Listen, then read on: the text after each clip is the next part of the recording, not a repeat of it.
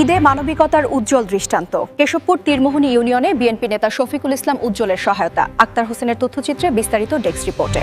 যশোরের কেশবপুর উপজেলার ১ নং ত্রিমোহিনী ইউনিয়নে ঈদুল ফিতর উপলক্ষে মানবিকতার উজ্জ্বল দৃষ্টান্ত স্থাপন করেছেন ত্রিমোহিনী ইউনিয়ন বিএনপির সাংগঠনিক সম্পাদক মোহাম্মদ শফিকুল ইসলাম উজ্জ্বল।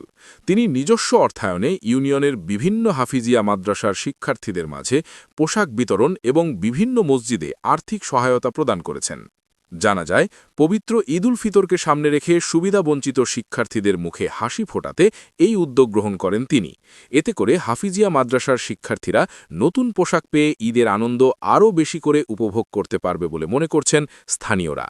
এছাড়াও ইউনিয়নের বিভিন্ন মসজিদে আর্থিক সহায়তা প্রদান করায় ধর্মীয় প্রতিষ্ঠানগুলোর কার্যক্রম পরিচালনায় ইতিবাচক প্রভাব পড়বে বলে সংশ্লিষ্টরা জানিয়েছেন।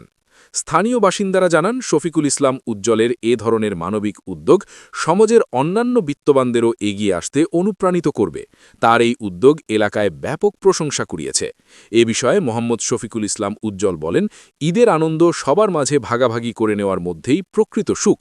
সামর্থ্য অনুযায়ী মানুষের পাশে দাঁড়ানোর চেষ্টা করেছি, ভবিষ্যতেও এ ধারা অব্যাহত থাকবে। মানবিকতা ও সামাজিক দায়বদ্ধতার এই উদ্যোগ ত্রিমোহিনী ইউনিয়নে এক ইতিবাচক দৃষ্টান্ত হিসেবে বিবেচিত হচ্ছে।